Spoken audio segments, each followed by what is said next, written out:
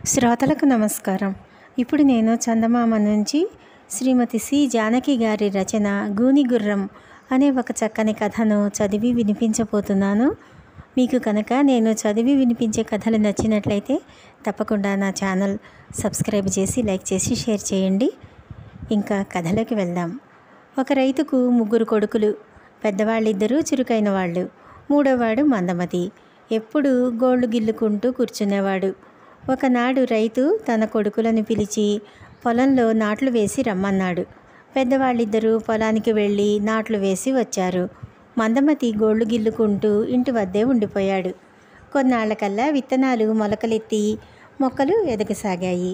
ఒకనాడు రైతు వెళ్ళి పొలం చూడబోయేసరికి నారు నాశనమైపోయి ఉంది. ఏదో జంతువు పొలం కాస్త తొక్కేసినట్లుంది. రైతుకు మండిపోయింది. కొడుకులను పిలిచి మళ్ళా పొలం నాటి జాగ్రత్తగా కాపలా కాయమన్నాడు. పెద్ద కొడుకులిద్దరూ పొలం మళ్ళీ నాటారు. మొక్క పెరగసాగింది. ఒక రాత్రి పెద్దవాడు కాపలా వెళ్ళాడు. వాడు చాలాసేపు మేలుకుని ఉన్నాడు. కానీ వానికి ఒక రాత్రి వేళ నిద్ర ముంచుకు వచ్చింది. తెల్లవారుజామున వాడు లేచేసరికి పొలమంతా తొక్కేసి నాశనమై ఉన్నది. పెద్ద కొడుకులిద్దరూ మళ్ళీ పొలం నాటారు. పైరు పెరిగేటప్పుడు రెండో కొడుకు కాపలా వెళ్ళాడు. వాడు ఒక రాత్రి వేళ నిద్రపోయాడు. తెల్లవారేసరికి పొలం తొక్కేసి నాశనమై ఉన్నది. ఈసారి వాళ్ళు పాడైన మళ్ళు మాత్రమే నాటారు. పొలానికి కాపలా కాయటం ఈసారి మందమతి వంతు వచ్చింది. వాడు పొద్దుపోక మునిపే పడుకుని నిద్రపోయే ఏర్పాట్లు చూసుకున్నాడు. చెట్ల కొమ్మలు కొట్టి తెచ్చి పక్కపరుచుకున్నాడు. దాని మీద పడుకుని కళ్ళు మూసుకున్నాడు. కానీ కొమ్మలు ముళ్ళలాగా గుచ్చుకుని వాడికి నిద్ర పట్టిందే కాదు.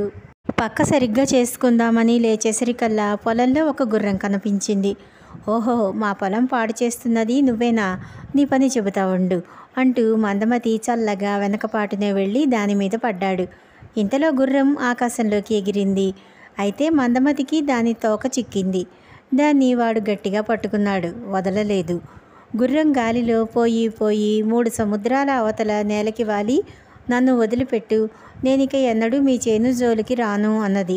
నిన్ను నమ్మను, నువ్వు మాకు చాలా నష్టం కలిగించావు. దాని మాట ఏమిటి అన్నాడు మందమతి. ఆ నష్టానికి పరిహారంగా నా పిల్లలను ఇచ్చుకుంటాను అన్నది గుర్రం. ముందు నన్ను మా ఇంటికి చేర్చు, తర్వాత చెబుతా అన్నాడు మందమతి. ఆ గుర్రం మందమతిని తన వీపున ఎక్కించుకుని పోయి ఇంటి వద్ద దించింది. నా పిల్లలను తెచ్చి ఇచ్చేదాకా నా కళ్ళెం దగ్గర పెట్టుకోమని చెప్పి గుర్రం ఎగిరిపోయింది. ఈ సంగతులేవి మందమతి తన తండ్రితో చెప్పలేదు. వాడు ఆనాటి నుంచి అడవికి వెళ్ళి కట్టెలు కొట్టి గుర్రపు పిల్లల కోసం కొట్టం తయారు చేయసాగాడు. ఈసారి పొలం పాడు కాకుండా ఉండటం చూసి తండ్రి చాలా సంతోషించాడు. కొట్టం తయారయ్యేసరికల్లా 3 గుర్రపు పిల్లలు వచ్చాయి. అందులో 2 పిల్లలు చాలా అందమైనవి. వాటి గిట్టలు వెండివి, వాటి శరీరాలు బంగారం రంగువి. మూడవ దానికి మాత్రం 2 మూపురాలు ఉన్నాయి. వాటి మధ్య జీను లేకుండానే కూర్చుని సవారీ చేయవచ్చు. ఇదంటే మందమతికి ఎంతో మక్కువ. తమ తమ్ముడు ఎక్కడో మంచి గుర్రాలను సంపాదించాడని కనిపెట్టి అన్నలిద్దరూ ఒక ఆలోచన చేశారు. ఈ గుర్రాలను రాజుగారికి అమ్మితే చాలా డబ్బు వస్తుంది అని వారు మందమతితో చెప్పారు. ఆ ప్రకారం ముగ్గురు 3 గుర్రాలు ఎక్కి రాజుగారి కోటకు వెళ్ళారు. బంగారు గుర్రాలను చూసి రాజు చాలా ముచ్చటపడి, అబ్బాయిలు, ఈ గుర్రాల వెల ఎంత అని అడిగాడు. అందుకు బదులుగా, వెల ఎంతని చెప్పగలం, మీ ఇష్టం వచ్చినట్లు ఇవ్వండి అన్నాడు మందమతి. ఈ గుర్రాలను చూడగానే రాజుగారి కాసావాడు, అమ్మో, ఇంత గొప్ప గుర్రాలను సాకటం నా వల్ల కాదు, వీటిని తెచ్చిన వాడినే చూసుకోమనండి అన్నాడు. మందమతికి సంతోషం అయింది. నేను కూడా ఇక్కడే ఉండిపోయే పక్షంలో ఈ గుర్రాలను రాజుగారు ఉత్తనే తీసుకోవచ్చు అనేశాడు. ఇందుకు రాజు మరింత సంతోషించాడు. మందమతి అన్నలకు కొంత డబ్బు ఇప్పించి పంపేశాడు. ఇలా ఉండగా ఒకనాడు రాజుగారు మందమతిని పిలిపించి, నువ్వు చాలా శక్తిమంతుడి వల్లే ఉన్నావు. నాకు సాగర రాజకుమారిని పెళ్లాడాలని ఉన్నది. ఆమెను నాకు తెచ్చి ఇవ్వాలి అన్నాడు. సాగర రాజెవరో, ఆయన కుమార్తె ఎక్కడున్నదో మందమతికేం తెలుసు? ఏవో వంకలు చెప్పి తప్పించుకో చూశాడు. రాజుకు కోపం వచ్చింది. నీవీ పని చేయకపోతివా? ఇదిగో చూసావా కత్తి, పుచ్చ ఎగిరిపోగలదు, జాగ్రత్త అన్నాడు. మందమతి విచారంతో తన గూని గుర్రం దగ్గరికి పోయి తనకు వచ్చిన ఇబ్బంది చెప్పుకున్నాడు. ఇదేమంత పెద్ద విషయం విచారించటానికి? సాగర రాజకుమారికి బహుమానంగా ఇవ్వటానికి దివ్యమైన ఫలహారాలు రాజుగారిని అడిగి పుచ్చుకో, తరువాత సంగతి చెబుతాను అన్నది గుర్రం. అదే ప్రకారం దివ్యమైన పలహారాలు రాజును అడిగి తెచ్చి మందమతి తన గూని గుర్రం పైన ప్రయాణమయ్యాడు.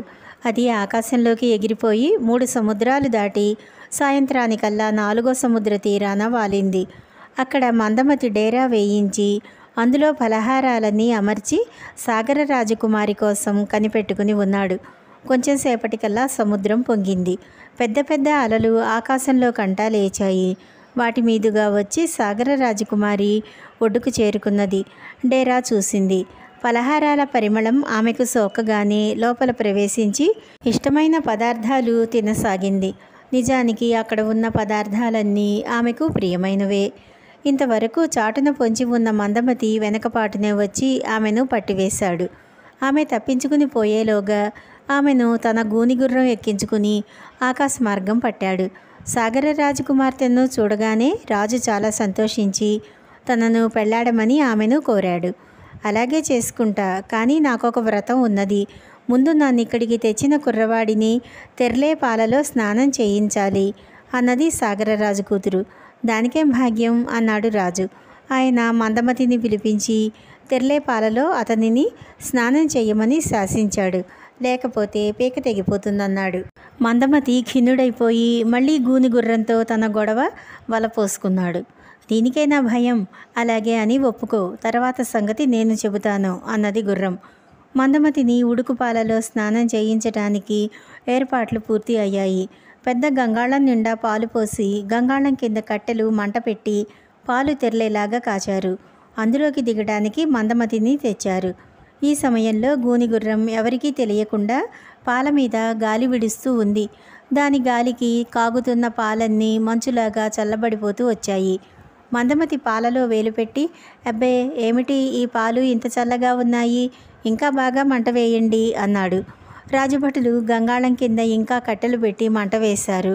రాజు చూస్తూ ఉండగానే మందమతి గంగాళంలోకి దిగి సలసలా కాగే ఉడుకుపాలలో ఓలలాడాడు.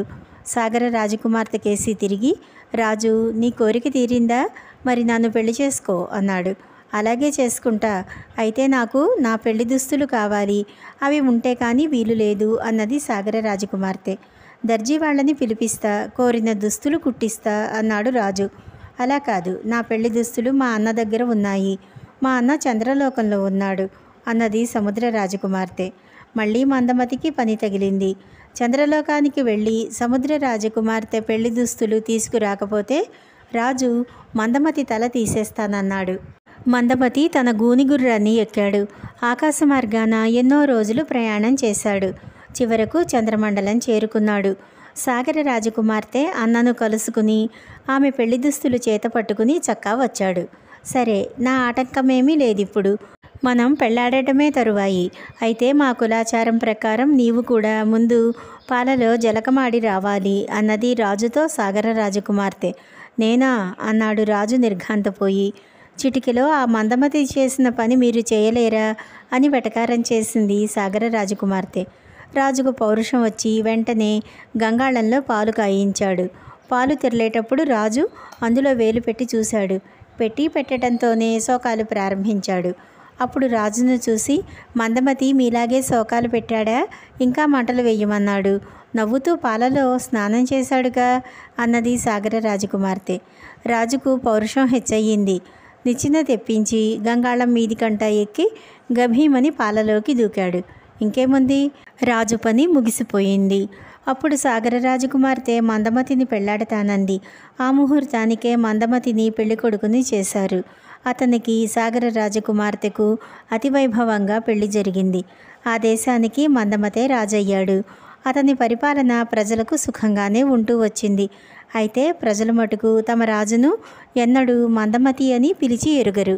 ఈ కథ ఇంతటితో సమాప్తం. నమస్కారం.